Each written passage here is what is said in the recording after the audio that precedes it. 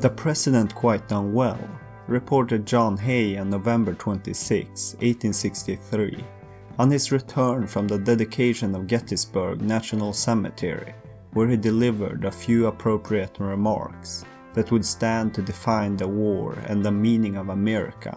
Abraham Lincoln had taken ill with a mild but highly contagious form of smallpox.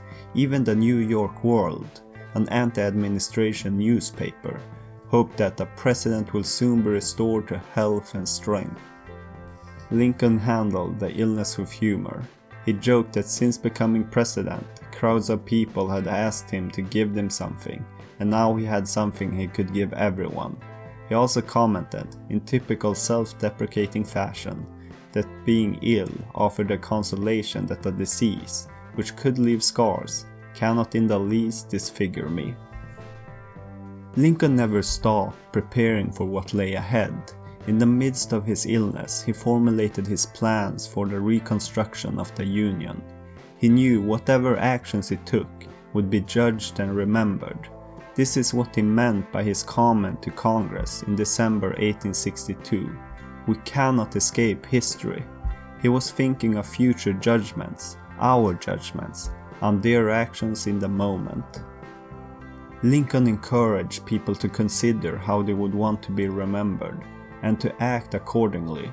In his public letter addressed to his friend James C. Conkling, which was read at an Illinois rally in 1863, Lincoln scolded those Democrats who wanted peace and objected to the enlistment of black soldiers with this vision of the future. "And then there will be some black men who can remember that, with silent tongue and clenched teeth and steady eye and well-poised bayonet, they have helped mankind on this great consummation, while I fear there will be some white ones, unable to forget that, with malignant heart and deceitful speech, they have strove to hinder it." Lincoln was in effect telling Americans what Queen Elizabeth said Sunday in her address to Britain and Commonwealth countries. "I hope in the years to come, everyone will be able to take pride in how they responded to this challenge."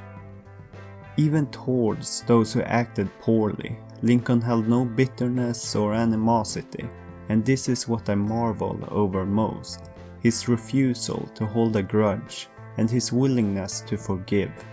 Vindictiveness was not part of his nature, and he took to quoting the biblical verse, "Judge not that we be not judged." Lincoln showed us the importance of understanding and acceptance, especially during tough times. That's why it is a fitting time to look to Lincoln for lessons in leadership, for philosophy to learn wisdom from, and for a reminder that we too cannot escape history.